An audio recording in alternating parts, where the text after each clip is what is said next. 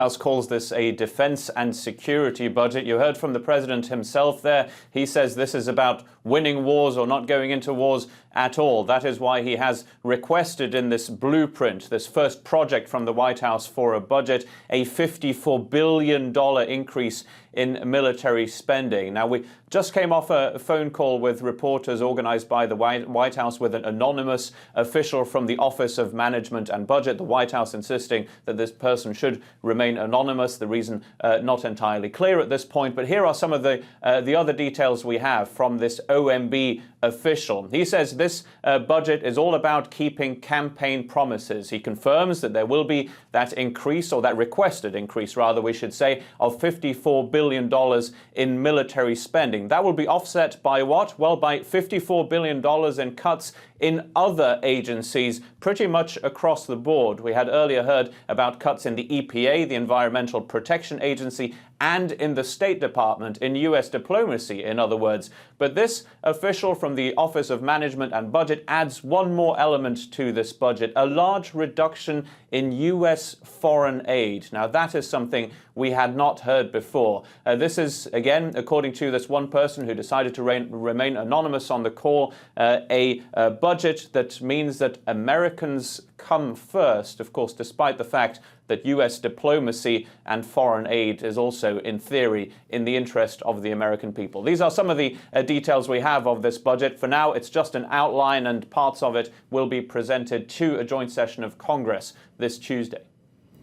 Talk us through the next steps then, Philip.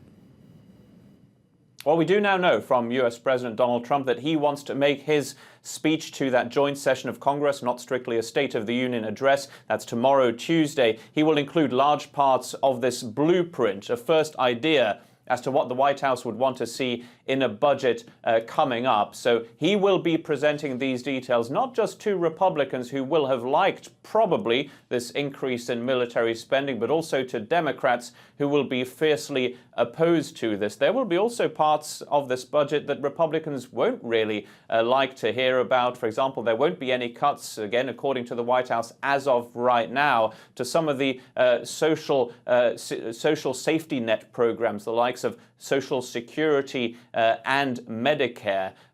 When it comes to a replacement of the healthcare reform, which is something that this president has been promising for a while, and indeed he said he was going to replace it on day one, he says that he will have to talk about that during this joint session of Congress, but won't be able to repeal or replace it as of just right now.